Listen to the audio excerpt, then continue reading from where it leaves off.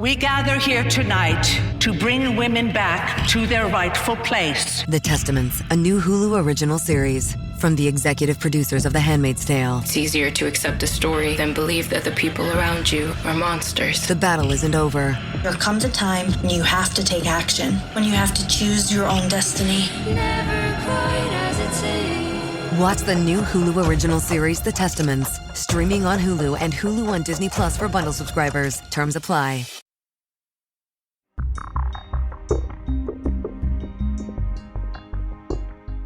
Pre-recorded from Joe's mom's basement, it's a rewind episode of the Stacking Benjamin Show. Hey everyone, I'm Griffin the Intern, or like the guys down at the game store like to call me, the Fintern.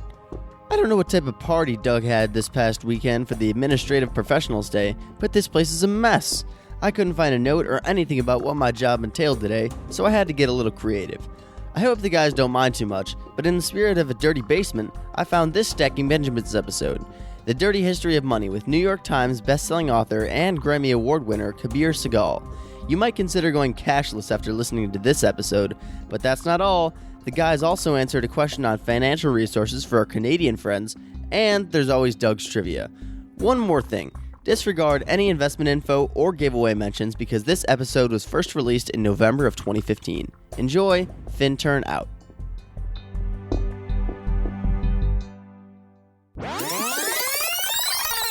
Hi, I'm Tom Drake from Edmonton, Alberta, Canada. When I'm not eating poutine, drinking maple syrup, or running CanadianFinanceBlog.com, I'm stacking Bordens, eh?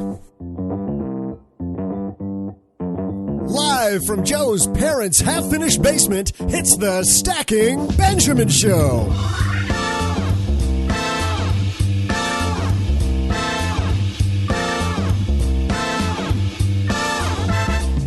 I'm Joe's mom's neighbor, Doug, and today we're talking about getting dirty with money.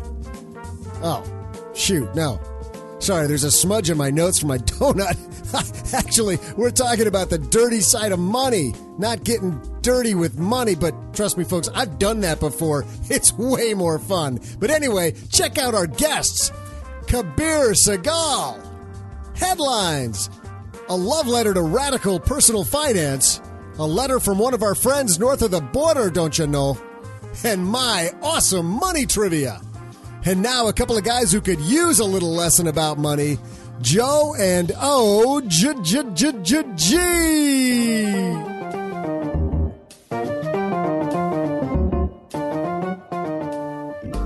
Okay, welcome to another week of the Stacking Benjamin Show. My Canadian accent, OG, only lasts for about 2 seconds on this show, but then I can't do it. But I like the whole Stacking Bordens thing, huh? That is pretty funny, huh? Yes, we are Canadian for a day. Welcome, everybody, to another show. Man, do we got a great show today. Kabir Sehgal on the show, best-selling author, New York Times and Wall Street Journal, talking about how dirty money is. Money's dirty, OG. Did you know that? Dirty, dirty money. Yes, sir. It is. Something that's not dirty, though, is a trip to stackingbenjamins.com/magnify money. And actually, even to stackingbenjamins.com/SoFi, SOFI, are two sponsors on the show. I got to tell you, it's interesting because both of these organizations wrote really cool pieces that we'll link to in the show notes. The first one from the SoFi blog is called I Do, D-U-E, How to Tackle Student Loan Debt Without Sidelining Your Marriage. And talking about people that are getting married and, you know, you both might have student loan debt. Did you and your wife have student loan debt when you got married, OG? I believe so. Mm-hmm. Yeah. And did you struggle with it? I believe not. No? Just wham, paid it off? Oh, no. We didn't wham, pay it off. I think she had like a little bit. Most of her college was paid for with scholarships and her parents. Excellent. You married somebody nice. Far smarter than yourself. Way smarter than me, yeah. But they give 4 tips. Create your big financial picture. I think that's important for anybody getting married to take a look at what you're... To be on the same page. Yeah, absolutely. Take advantage of technology, which we talk about all the time. Platforms like Mint, get those downloaded. Number 3, define who, what, when.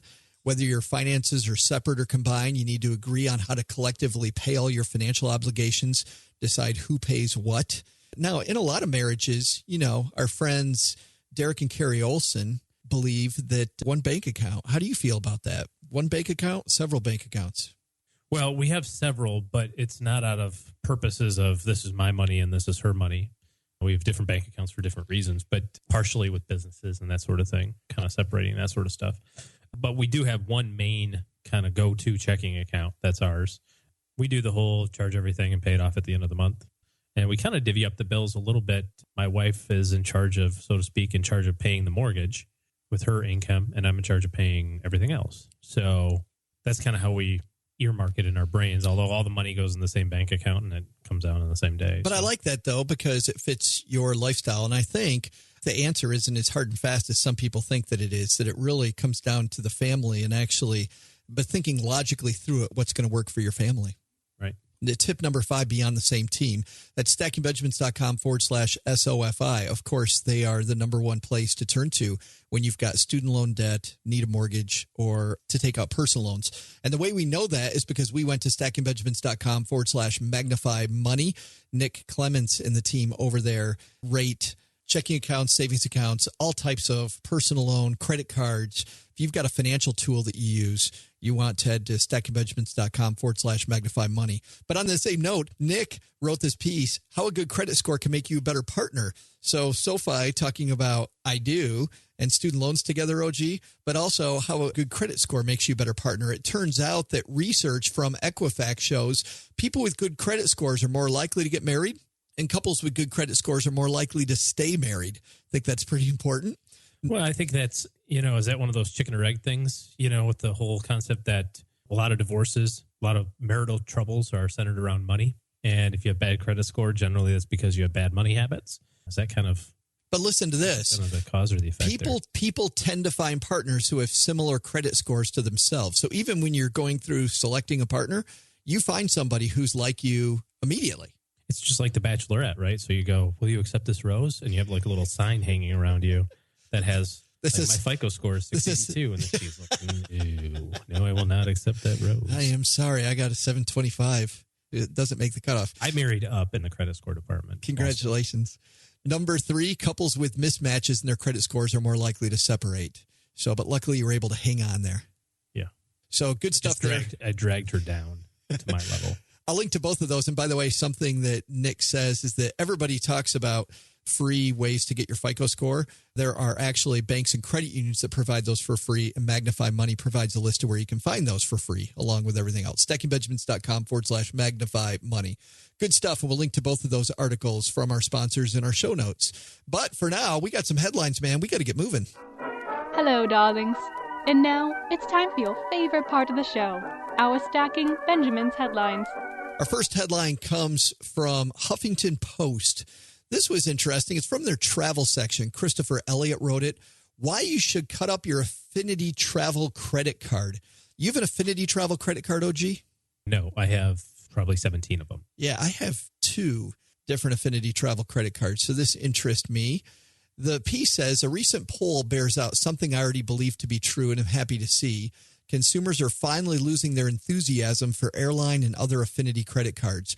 Bankrate, it turns out, is showing that people are showing little enthusiasm for accumulating extra rewards. In fact, half of the respondents to their recent study said they wouldn't care if their card stopped offering loyalty rewards altogether.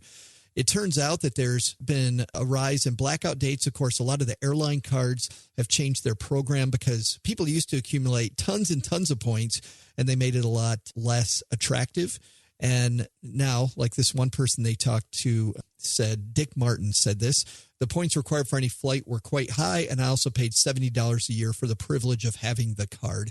I think there's 2 important things here. First of all, I'm hoping that these airlines see that people are getting rid of the cards and maybe make these programs more lucrative again.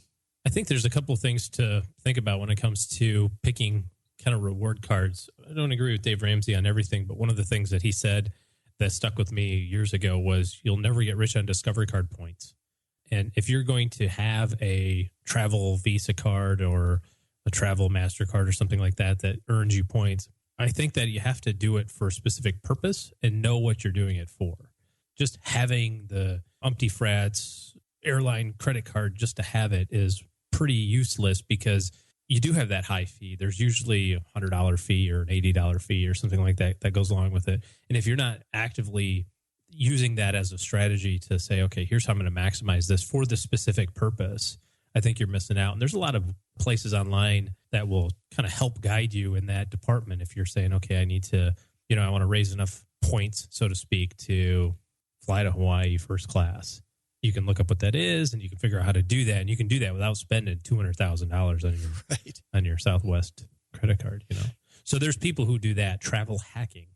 Well, and it's funny because they talk about points hacking and about how that lures a lot of people into this game. And I totally agree with you. Yeah, you got to have an exit too on that. Yeah. I love what you said, that Dave Ramsey said. I think people need to start with that cash lifestyle. They quote this guy, Thomas Nietzsche, from ClearPoint Credit Counseling Solutions, and said that a lot of people, when they work with somebody who has severe credit problems, they don't want to give up their Affinity travel card. They don't want to give it up because they don't want to lose the ability to earn more miles or the elusive free ticket. And he said that nearly half of ClearPoint's clients, at least initially, refuse to part with their mileage-earning credit card because they have these unfounded fears their existing rewards will be deleted or their credit rating will be effective. He said it's something close to addiction, which is funny because Michael Pava, a psychotherapist and neuromarketer, and what's a neuromarketer? Sounds like a job he created. I know. In Downingtown, Pennsylvania, he said that compulsively collecting miles is akin to drug dependence. And actually, they do say that neuromarketing is the study of consumers' cognitive responses to marketing stimuli, such as lower prices or promotions. It says an affinity card kind of addicted to that, I would say. An affinity card creates a false sense of relationship of being special, which is exactly, OG, what these companies want you to think. They want you to only use that one card, which is why, by the way, I don't mind that you have 17 different cards, because that shows that you're not looking at one of them. You're open to whoever's got the best deal today. Yeah, just recently, within the last, 4 or 5 months, I think, got a letter from Chase Bank, and it was for one of their products, a Marriott card. And it was, 100,000 free Marriott points for spending $1,000 or something it was.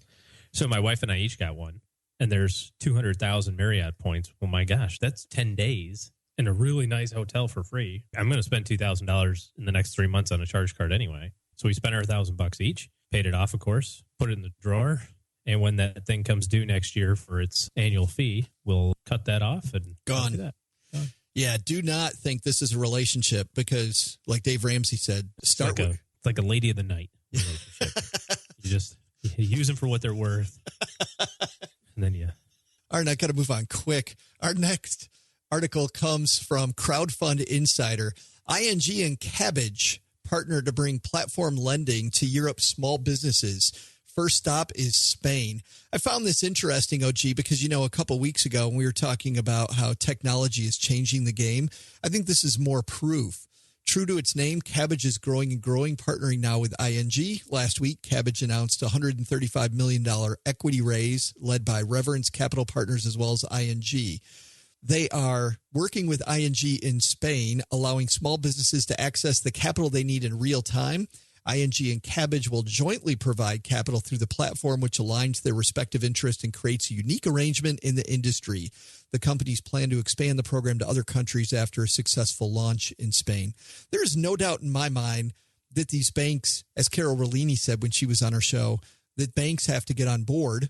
Small companies are not going to be able to take over. And I think watching a huge bank like ING partner with one of these really small companies like Kabbage, OG, really shows that the future is going to be everybody. These small companies like Kabbage are really disruptive in the financial system. Which is good because that's the only way that progress evolves, right? Is that somebody comes in and shakes it up a little bit. Yeah, lower fees for business people to get started, easier ways for them to get access to capital. And you're seeing that on the banking side, right? Lower fees with banks like Simple, like we talked to them. Interesting. Well, companies like SoFi, as an example. Yeah. Good. Game changer. Yes. Fantastic. We'll have links to those headlines and more at stackingbenjamins.com.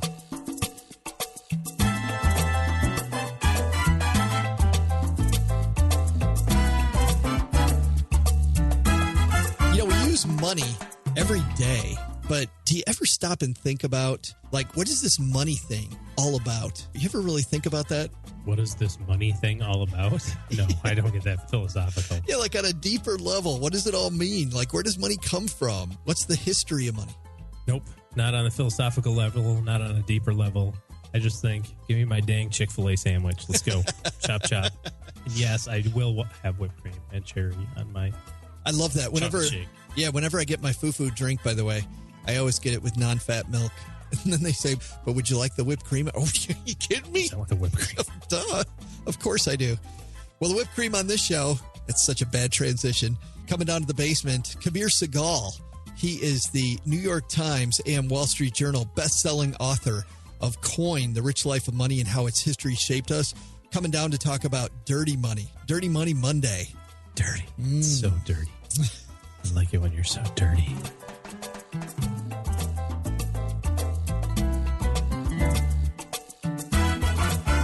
And Kabir Sehgal joins us. Welcome to the basement, man.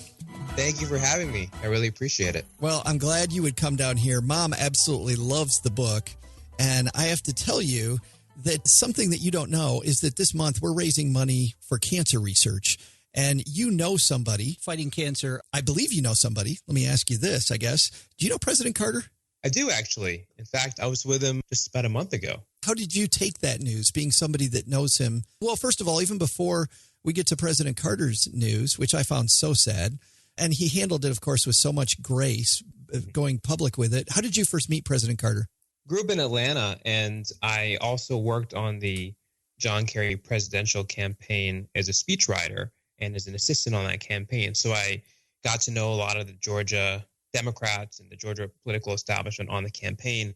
But also growing up, my family was involved in politics down there. Dad was a businessman, or is a businessman. So I got to know President Carter over the years and grew up going to hear him give his Sunday sermons at Sunday schools in Plains, Georgia, going to his home, and also like seeing him at the Falcons game or the Braves game because he loves sports. And we've been sort of close over the years. How intimidating is it, though, to talk to a president for the first time? Well, they're just like any other person in that they're human and have a lot of pride. But President Carter is a very unusual man. He's so productive. The man has written 29 books. He is a master woodworker, and he's written poems and fiction. He's cured a disease, guinea worm. When he took over at the Carter Center, 3.5 million cases of guinea worm. Now there's about 11. The man is 90 years old, and he makes you feel like you're not doing anything with your life, right? He's a nuclear sub-officer, went to the Naval Academy, governor, president. Man's incredible. And I think too many people look at his presidency. This is maybe getting too much into it. We're going to be looking back hundreds of years from now trying to understand his presidency, just as people went back and looked at John Adams' presidency. He was a one-term president as well.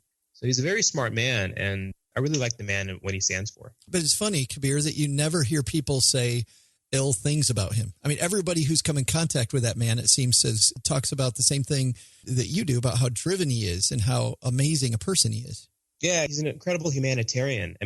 After the presidency, he could have retired and sat on boards and enriched himself. But no, he says, I want to eradicate a disease. I want to bring democracy and monitor democracy in elections around the world.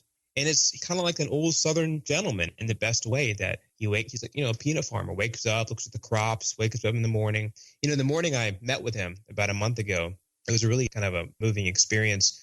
I was in his office, and our meeting was at 7:30. And at 6 o'clock in the morning, he had woken up and written an op-ed for the New York Times. Later that day, he was scheduled to talk to John Kerry. And at 6 p.m., he was talking to 4,000 students at Emory University. Think about that. The man has brain cancer, and he's doing all this stuff.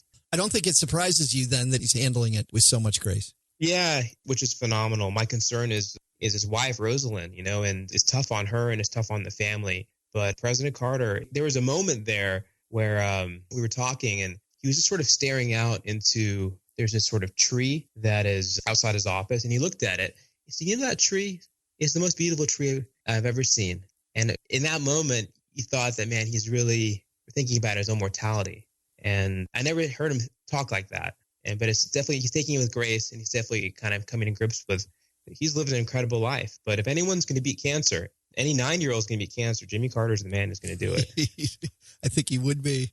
Well, thanks for sharing that with us. And let's get into Coin, though, The Rich Life of Money and How Its History Shaped Us. Our theme, actually, this week, our theme today is dirty money. And money is really, really dirty. And by dirty, I mean filthy, Kabir, according to your book. Yeah, it's really, really bad. And I looked at money. Now, if you look at, everyone says, we're moving to a credit card-based economy, a credit economy. That's true, but around the world, 85% of transactions are still based in cash. And so a lot of people are touching the money. In fact, I met with John Williams, who's the president of the San Francisco Federal Reserve, and he wrote a paper on this saying that cash is extremely popular.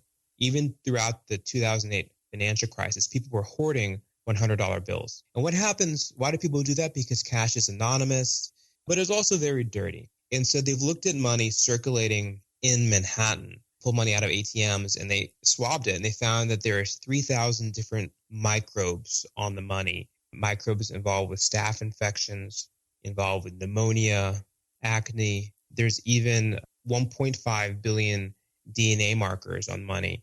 And, I think 50% of them were non-human. And those were, the non-human were dogs, horses, even white rhinoceros found on the money. So you want to wash your hands because money is really a public safety, public health hazard. I guess that maybe I should also stop washing my cat with $100 bills then. Is that what you're trying to say? Whatever you do in the basement. I mean, I guess. I thought about you the other day because I came across a wonderful Teddy Roosevelt quote. He said that some man can live up to their loftiest ideals without ever going higher than a basement. There it is. That is totally us. Money also is dirty, Kabir, because it does things to your brain. Yeah, money is bad because it stimulates our brain in a way that makes us get excited in a way that's maybe deleterious to our financial decisions. So they looked at people who are high on cocaine and coke addicts, and they scanned their brain. And then they saw there's part of the brain that activates when you get high on cocaine. It's called the nucleus accumbens, and it's located deep within the sort of evolutionary part of the brain. And it fires incessantly when you think you're about to get a hit of cocaine. And then they looked at people who are about to win some money, about to make some money. And they compared the brain scan, kind of overlaid them, and they found that they're nearly identical, that the nucleus accumbens, the same part of the brain, activated at the prospect of winning money. And so the nuance here is that it wasn't so much the receiving of money, it was the thought of winning money. So the expectation of gaining something is more exciting than actually getting it. The prospect of gain is more exciting than actually getting it. I mean, so people have made the conclusion that money is akin to a drug. It gives us a high. It's like Pavlov's dog starts salivating at the prospect of food. Most of us start salivating metaphorically at the prospect of making money. It's why the casino parking lot is full 24 hours a day. Probably, yeah. And the other thing is when you go to a casino, they do things to jack up our nucleus accumbens. So when you're sitting in a casino and there's a pretty women coming and serving you drinks, for example, that's to get an activation in your nucleus accumbens in your reward center. And what's happening when you do that, you're being driven a lot of times out of emotions, not out of sort of pure rational thought, which is your prefrontal cortex, which is your decisions aren't being manifest there. Maybe you shouldn't play that one hand more, two hands more if you're doing well. And so this is a field called neuroeconomics, which are basically brain scientists that scan your brain while they're making financial decisions. And some neuroeconomists looked at the comparison between naked women and money. And they said, what gets the most excitement in brains of heterosexual men? So they showed pictures of naked women and money. And what got the most excitement? It was money. Money got more excitement, more stimulation in the nucleus accumbens in the reward center of the brain than naked women. And so it just goes to show you that, people say, why is that? Well, what is money? Money is really a substitute for energy. It gives us the stuff we need to survive. And before you can reproduce, you have to survive. So maybe it makes sense that money gives us more excitement before we actually go after the pretty woman. Yeah, what is that? Arthur Schopenhauer philosophy, I think, our drive to live, which is why people like to eat and have sex, and money drives all that stuff. Yeah, I remember that Churchill quote too. He said, familiarity breeds contempt. But he said, without familiarity, there'd be no contempt at all. So. Is this why, by the way, that wealthy people are considered by many people to be mean? You've seen those stories and some of the research that shows wealthy people being meaner than people that aren't wealthy. Yeah, I think there's something to that. There's also some studies that show that even if you have money, they've looked at how folks sit. If you're wealthier, the way you sit in an office space is you put more distance between you and someone else. Because what happens when you have money is you're less reliant on the community, on relationships to sustain you, whether it's the village, the town, your family network. You're more autonomous. And so you're not as beholden to other people. Usually, and I get into this in my book, there's something called the gift economy. So, for example, if you go to Starbucks and you buy your coffee, and then they say, oh, hey, wait a second, you can have the coffee for free. All of a sudden, you're going to feel sort of obligated to them, that to go back there, maybe you owe them something. But instead, if you just pay the money and leave, there's no existing relationship. The relationship's terminated because the money has completed that transaction. And so I bring this example up is because wealthy people can just use money and terminate a relationship. They're not beholden to other people. So indeed, there is something to be said for wealthy people that they may be more stingy, or they might come across as less needing of relationships. There is a study actually that shows, and I talk about it in my book, that $75,000, which is well above the median income in America, but $75,000 is kind of what you need to be relatively happy, because that takes care of your health and, general fortune. But after $75,000, you don't get materially more happy. Your happiness does not grow linearly with your wealth. And that number, again, is for America. And so it goes to show you, the people who are most worried about money are the people with a lot of it and also with very little of it. Those in between are generally doing okay, or generally happy. I want to go back to the money and cocaine and naked women. Let's talk about naked women more, Kabir. No, I'm kidding. Sure. Is it different for people? Do we have different reactions when it's physical dollars than when it's credit cards? I mean, I'm wondering how the move from physical money toward using plastic changes the reaction that we have chemically. So the changes in the technology of money does change our physiological reaction to it. So using a credit card, when you take your credit card and swipe, it's actually dulling your pain, dulling your sensitivity to pain. Because when you use your credit card, there's less activation in your anterior insula. And the anterior insula is the part of the brain that fires when you're feeling disgust or anxiety. In fact, in the insula, there's something called spindle cells. Spindle cells are found in greater quantities in your digestive system. And so when you make a bad financial decision, or when you don't feel good about an investment and you just feel it in your gut, that's what's happening, is your anterior insula is sort of triggering those spindle cells throughout your digestive system, so you can kind of feel it viscerally. And so I bring this up because when you use your credit card, you don't feel the pain in your digestive tract, in your anterior insula. It doesn't get at you. But when you use cash, you do feel more activity in that part of the brain. And so that's why this works it out. Give me some examples like Apple computers. There was a class action lawsuit filed against them because kids were spending all this money on games on the iPhone and iPad, and the parents didn't even know about it because the kids were so easy to buy something that maybe they weren't feeling anything bad. I mean, imagine if every time they had to buy an app, they had to fork over $2 or $3 of cash. It may prevent them from racking up all these fees. So indeed, there is a physiological change as we move from paper to plastic. But we still feel the same pleasure through buying. Like the pleasure firing doesn't change, just the hurt. Yeah, I mean, broadly, yes. I'm sure it's different for everyone. Yeah. But broadly, yes. It's funny because you talk about hard money, about soft money, about the history of money, and I'd love to pick your brain on all those things, but I think we'll have people read the book. What I want to talk about, though, is money is dirtied by art. And by dirtied, I mean there's art all over money. And you talk about this extensively in the book. What's the prettiest coin out there that you've seen? What's your personal favorite?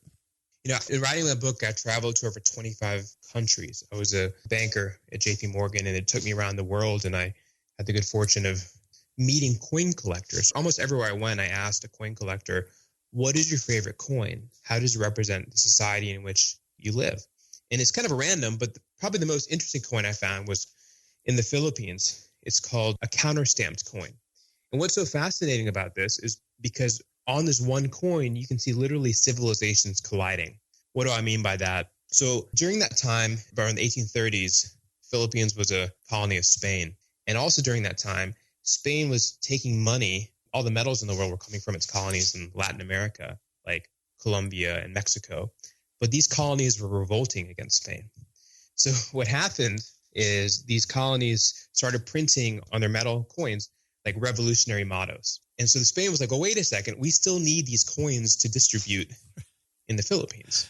So they would take these coins that had open revolution, down with the Spain messages, and then they would stamp over them and reissue them in the Philippines. So the coin literally looks like it's a beautiful coin, and it says like revolution, and then it has on top of it a little counter stamp, a little circle with the crest of the king or queen of Spain. So literally you have civilizations colliding. And then even more so than the Chinese who were trading with the Philippines. They didn't really trust the quality of these coins. So then they started putting a chop mark, like a Chinese character on it to determine the metal value of it. So you would have, a silver coin with a revolutionary motto with a king or queen's imprint on it with a Chinese alphabet mark, essentially. So you have 4 civilizations colliding on one coin, and they only circulated for about a decade or so. They're very rare to find, but I found it to be one of the most intriguing coins I came across in my research. I'm surprised they circulated for that long. Yeah, and there's all kinds of theories of why it died out and so forth. One of them is just that the die did not last in Manila that was used to cast the coins. But really, it can tell you so much about the society in which it was made. I mean, Spain, which was, a superpower, in a short time after that, it was gone from the Philippines, and the Philippines became an American colony. But everywhere you go around the world, you can learn about the history from looking at the coins. And even in America, there's 150 million people that have participated in the 50-state quarters program. Those quarters that have the different states? Oh, we totally did that with our kids. We completely did that with our kids. Yeah. So, 150 million people is amazing. Because a lot of times, this was the case in earlier periods, that a coin was oftentimes the only type of metal that someone could hold, because they didn't have a museum. Now times are different, but 50 years ago, coins were the only type of kind of democratic art that people could touch in their hands. And so coin collecting has been called the hobby of kings because the hobby goes back thousands of years, but it's been democratized with the internet. And it's sort of a fascinating thing to see people's coin collections. Yeah, that is cool. I wanted to ask you about this. In the movie National Treasure, I don't know, did you see National Treasure? I haven't, but try me anyway. Well, yeah, because you're going to know where I'm going with this. So they talk about money, right? Let's go to the U.S. money right now, Kabir, because 90% of our listeners are in the U.S., and there's lots of hidden stuff on the dollar bill. And it all has to do with the Masons. And the Masons have hidden all these things on the dollar bill. Is it true that there's stuff hidden on the dollar bill and were the Masons involved?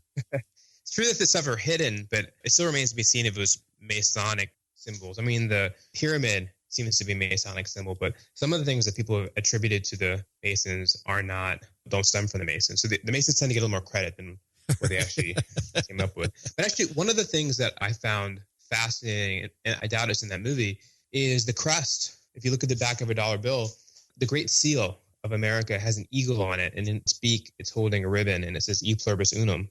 And people think it's an American symbol. I mean, the bald eagle. But that symbol goes back over 4,000 years to Great Babylon, Society of Babylon, where you have this epic called the Etana epic, which is basically a story in which there's an eagle fighting a snake. And that symbol of an eagle fighting a snake appears in Indus River civilization, in thousands of years ago near India. It shows up on the crest of Pope Clement in Rome. It's also on the crest is the national symbol of Mexico, an eagle fighting a snake. And then on our money, it's an eagle with not a snake in its mouth, but a ribbon, and it says E pluribus unum. So a lot of these symbols aren't just American; they're kind of universal symbols that go back for thousands of years. That's really cool, and I'm sure there's tons more hidden on a dollar bill. I'm sure that's not the only thing. Yeah, I would say there's hidden 13. There's 13. If you look at the back of a dollar bill, there's a pyramid. There's 13 layers to the pyramid, 13 steps on the pyramid. E pluribus unum, 13 letters. There's 13 arrows in the talon of the eagle. There's 13 leaves on the olive branch that is holding in its other talon. There's 13 stars above the eagle. So if you look very closely on the sides of a $1 bill, on the back of it, there's 13 pearls on each side, which is kind of, people don't often see that. And 13 colonies, I mean, the number 13 signifies the 13 original colonies. So that's why they embedded it into the money. I found that so fascinating. Now, you mentioned earlier you work with JP Morgan and you helped put together this IPO for this little company called Alibaba. I'm sure nobody's heard of that company. But is that why you decided this project was for you, Kabir, was because of your relationship with money and Wall Street? Yeah, I started working on Wall Street just months before the credit crisis began. And I was really intrigued with what was, horrified, but also intrigued with what was happening because people were losing their jobs and people losing their houses. But I asked another question. I didn't think the world needed another book on the financial crisis, and I probably wasn't the best person to write that book. But I wanted to write a book about money, and I asked the question, what's going on in our minds? What's going on in our brains when we deal with money? And so that's why I began this quest in earnest. I traveled to, again, over 25 countries, every hemisphere. I looked into the biology of money from different animal species. Do they use currency? To the future, like what kind of money will we use in space? And it became an all-consuming quest. And I had the vantage point of working not just in an investment bank at JP Morgan, but really at a research library, because anything I wanted to know about money, essentially, I had access to the great minds, not just at JP Morgan, but just sort of an entree into top portfolio managers and economists and policymakers. And I could always ask them a question or two about some nebulous topic. So it was a great place for me to be at that time. And I'm glad the book is done. Oh, I bet, because it just seems like such an epic. And obviously being a New York Times bestseller, a Wall Street Journal bestseller. By the way, where were you? Because I think every author I've talked to knows exactly where they were when they found out that they were going to be on the New York Times bestseller list. Where were you? My editor gave me a heads up. She says that the book's selling really well. And I was just, I think, walking across the street and there was an ambulance going by. But I knew I had to pick up the phone. So I picked it up and she said it, and I didn't hear it at first because of that ambulance. And I said, say it again. She said, you're a New York Times bestseller. I said, all right. I did the whole Tiger Woods yes. Oh, I'm surprised that's all you did. I would have done just a big old happy dance, but who knows? Yeah. There may be some jumping jacks involved too. That's awesome. And coins available everywhere then, right? Yes, everywhere. How do we follow you on social media, Kabir? On Twitter, my Twitter handle is Hi Kabir, Hi Kabir, Kabir. And then on Facebook, you can just search my name, Kabir Sehgal, Sehgal, and you'll see my Facebook page. And we'll link to all those in the show notes if people are out on their morning run or riding their bike or in the car or whatever. We'll have that in the show notes at stackingbenjamins.com. Okay, so my last question is this. People often start projects and they have, preconceived ideas in their brain, but then they study the subject and they learn that they were wrong. And now that this epic book is finished, where were you wrong about Coined?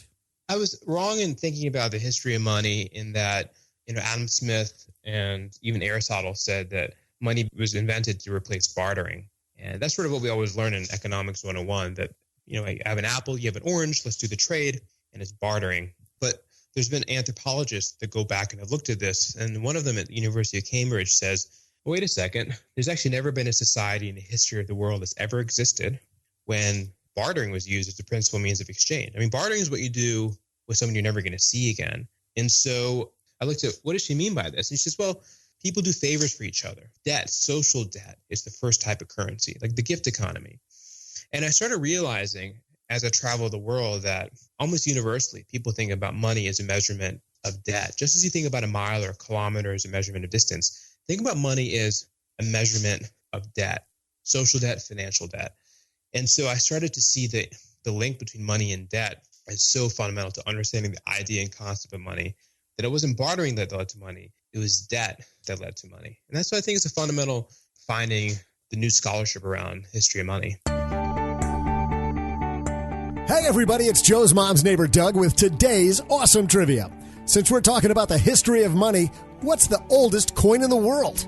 I'll be back with the answer in a jiffy. Did I honestly just say jiffy?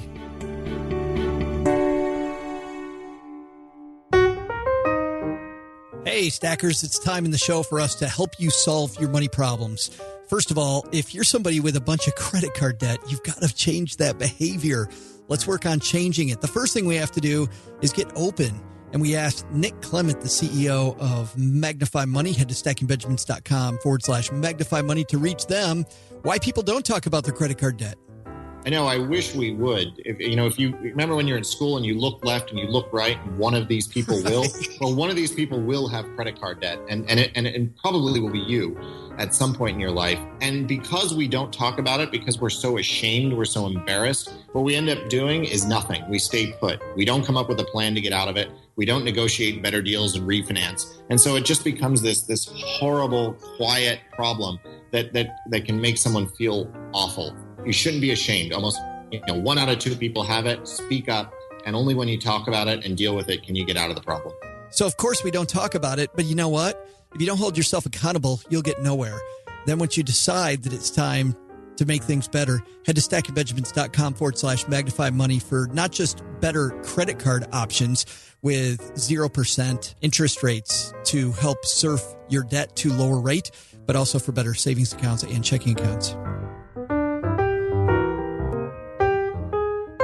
And if the change you're trying to create in your life is to buy a new home and you've got a high credit score, guess where you should go? StackingBenjamins.com/SoFi. That's SOFI. And as we've talked about before, you go to SoFi because of their incredibly low rates and their easy system of getting approved for loans.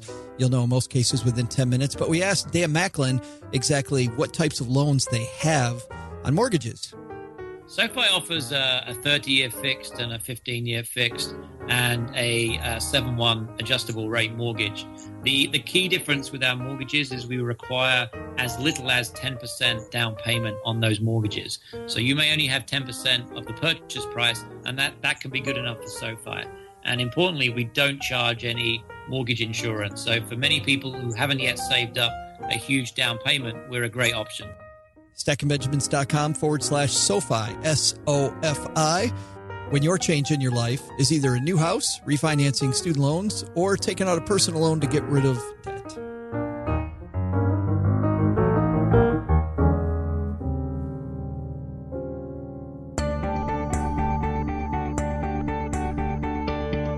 Hey everyone, Doug here with an exciting trivia answer. The question was this: what's the oldest coin in the world? As you could guess, the answer isn't definitive, but most think the fleur de coin at 2,700 years old is the world's oldest chicken feed. It's got a lion carved into it, and it comes from an Asian miner. Asian miner? I thought there was another donut smudge on my sheet, and it said Asian miner, but it actually says Asia Minor. Where the heck is that? It's probably out near Nebraska or something. Anyway, I'm going to go find a map. Check you next time.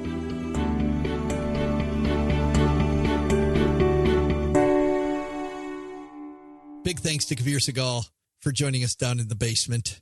It's always fantastic when a best-selling author agrees to come down, isn't it, OG? It's weird that best-selling authors never come back after we've... No, I'm just kidding. Yeah, there's no correlation there between the smell of the basement, speaking about dirty, and people not coming back. But thanks a lot to Kabir Sehgal. Just fantastic interview. And a guy, that whole discussion we had at the top of the show about knowing Jimmy Carter.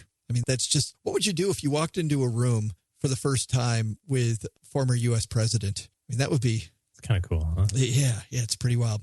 All right, the letters. Doug brought down the mail. First letter comes to us from Dan. Dan said he recently found his podcast. He's been listening for a few weeks.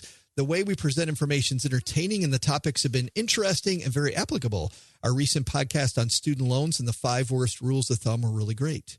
He recently finished grad school with no student debt. How about that, OG? That's good. That's nice. And he's been able to start saving each month as he started a job as soon as he graduated, which is also great.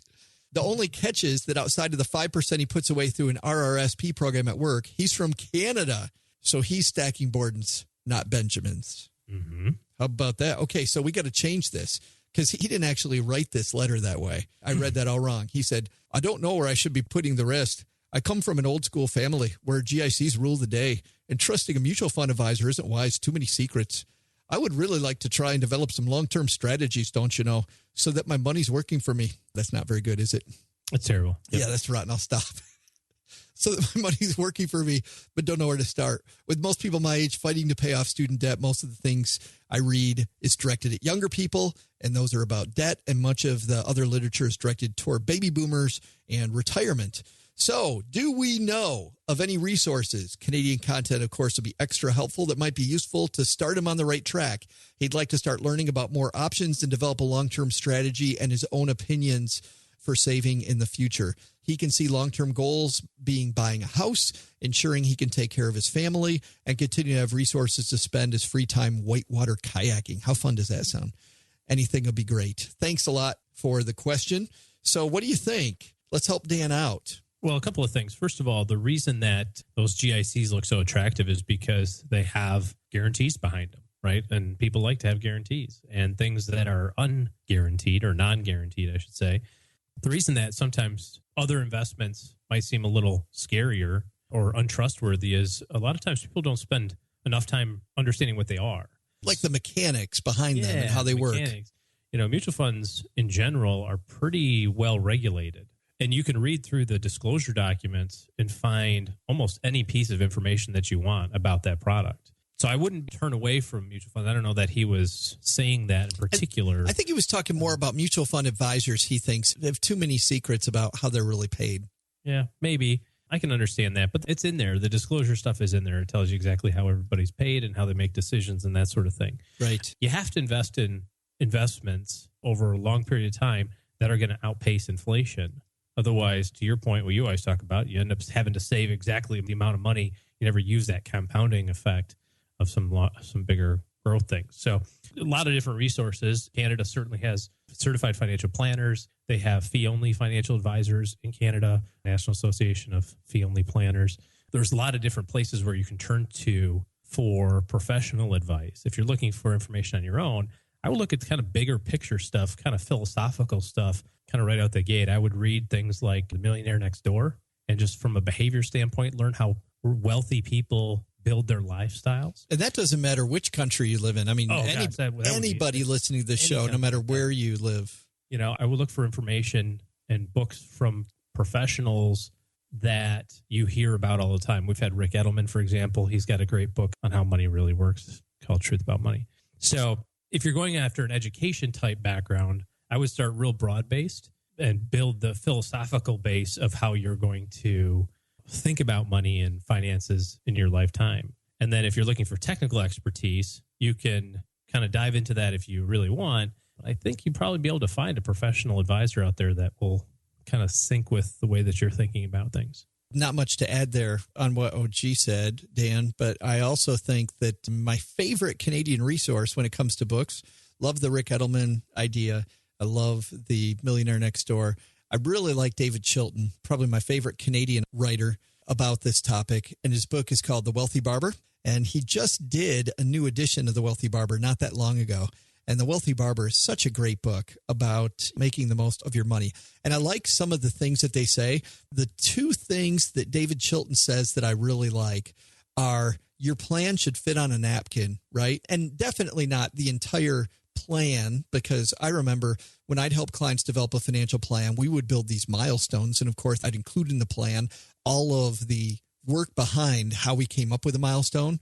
But the milestones had to be very crisp so that my client, as they were going through their daily life, just knew what the priorities were, right? And if you can't write your priorities and what your strategy is to reach those priorities on a napkin, you're probably doing it wrong. I think you should be able to easily do that. I like that advice. I also like the fact that, you know, he said everybody focuses on budgets, and he says budgets are baloney. People do what they have to do. So get the money saved that you need to save. And then with the money that's left, then decide how you spend that and use a cash-based lifestyle, you know, until you get that rhythm down. We talked about that earlier with the affinity cards. Mm-hmm. Affinity cards horrible if you don't understand a cash-based lifestyle. So fantastic letter there from Dan. Second letter comes from Dale. Dale actually wrote to us that he wrote to our friend Joshua Sheets. I was on Joshua Sheets' show recently, the Radical Personal Finance Show. And he said, hey, just wanted to write to you about this letter. So I'm going to read a letter. How's this for meta? I'm reading a letter that Dale wrote to Joshua about us. So he said, hey, Joshua, just wanted to say I really enjoyed your podcast with Joe Saul-Sehy the other day. I've been listening to you both for a couple of months now, and I really enjoy both. In spite of what Joe says, you both cover great topics that are relevant to me, and I learn from both.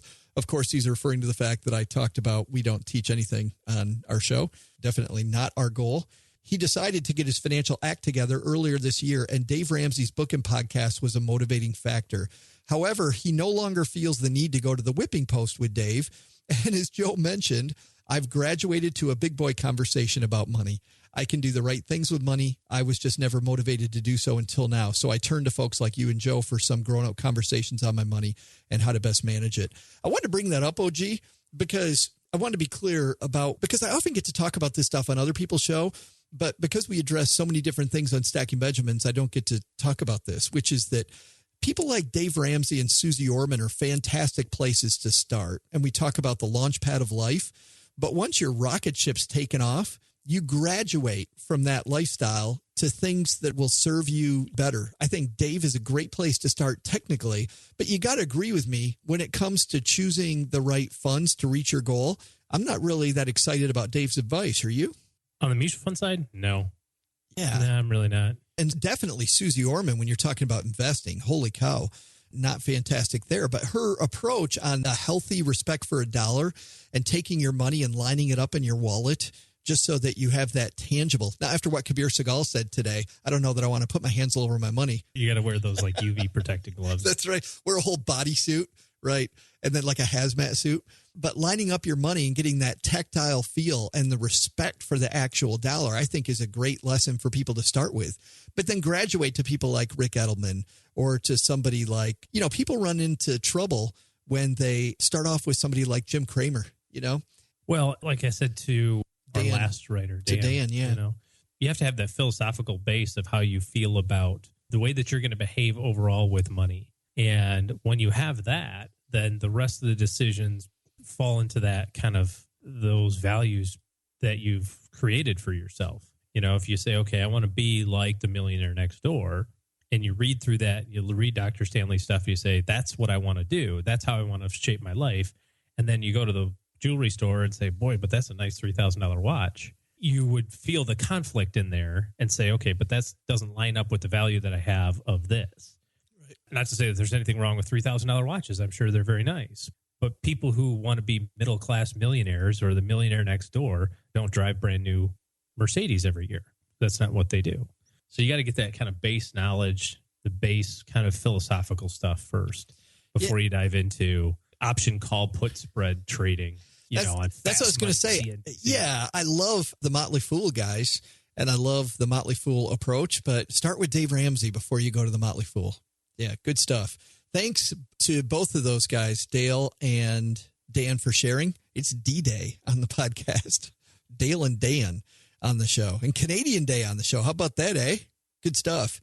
If you've got a note for us, send those to Joe at stackingbenjamins.com, and we will get that letter on the air and see if we can help you with a question. By the way, if you have a lot of questions, take a look at our course, because we have a do-it-yourself course. Take your time and work your way through what we call the first two cornerstones of financial planning, which is getting your financial house in order and then making sure you have yourself protected adequately. Those two cornerstones are at Stacking 101 Benjamins. It's stackingbenjamins.com/101. You will find more about that there. And also, when I talk about the rocket ship, I wrote a white paper on that. You can find the white paper on the right-hand column of stackingbenjamins.com. Just scroll down toward the bottom and you'll find your own personal finance rocket ship. Hey, we got some good news, OG. A couple of fantastic writers talked about us recently. Chanel over at Bright Sense wrote an article, How Podcasts Changed My Life and Some to Listen to. And believe it or not, she thought that we were one that people should listen to. How about that? Pretty cool. Yeah. And then our friends over at Wisebread, I say our friends, but Wisebread is a monster financial site, wrote the 5 best money podcasts. And it was your typical big names like Planet Money and Marketplace. But this one little show called Stacking Benjamins made that list, along with our friend Farnoosh over at So Money. So congratulations to Farnoosh for making the Wisebread list. And we made it too. Somehow they put us on that list. Thanks to those two organizations for recognizing just how incredibly great our greatness.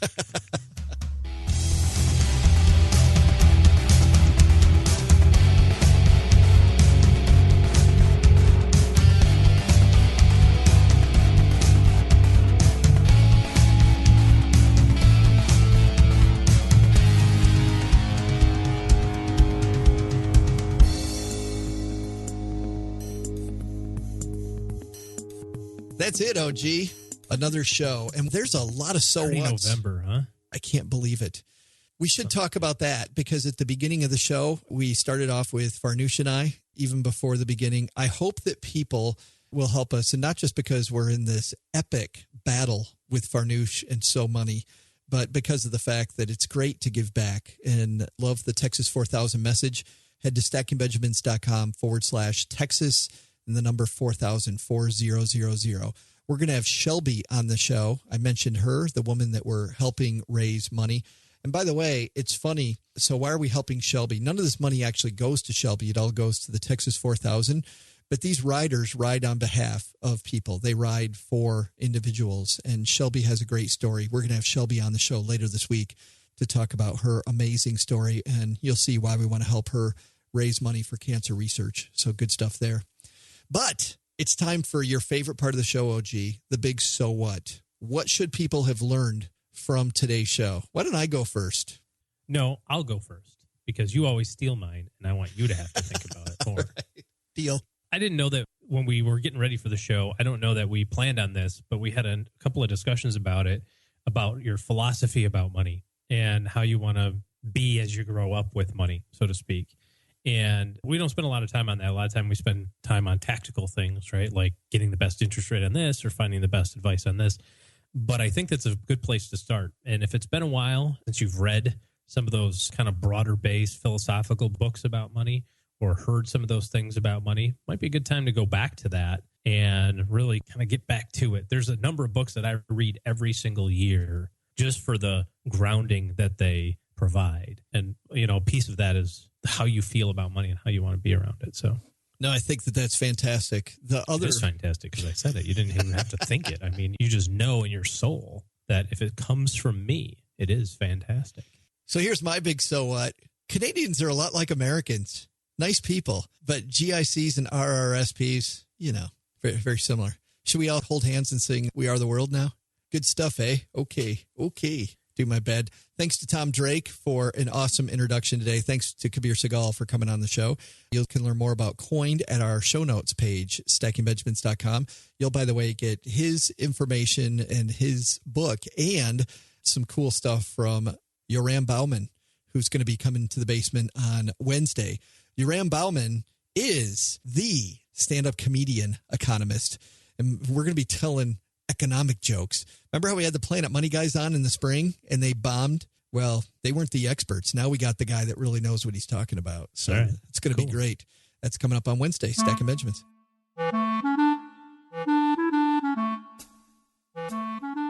This show is the property of the Free Financial Advisor, LLC. Copyright 2015.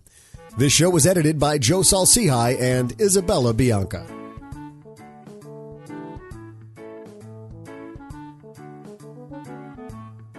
Special thanks to Kabir Sehgal for sharing from his book, Coined. You'll find that book and more at stackingbenjamins.com/store. Special thanks to OG for pointing out that Asia Minor is, in fact, a long, long way from Nebraska.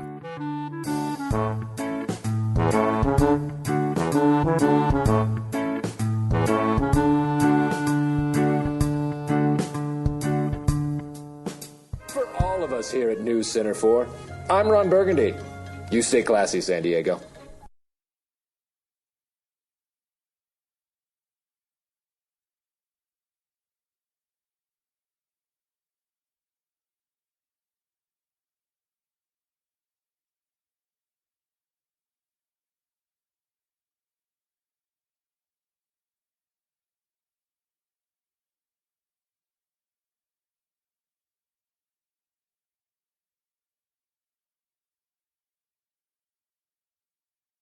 Did we ever get a winner from last week's trivia question? We did. Well, you said you knew what it was, and I never heard your answer. Well, let me tell you, because I did get it right. So the first answer that came in, let me go with, we had several answers within. I'm just going to do the ones that happened before 10 o'clock. Well, I'll go 10 a.m. So we had 4 people before 10 a.m. Central Time that answered. Brett said a field reporter. Is that correct? That is not correct. No. Do we want to go over what that was again? No.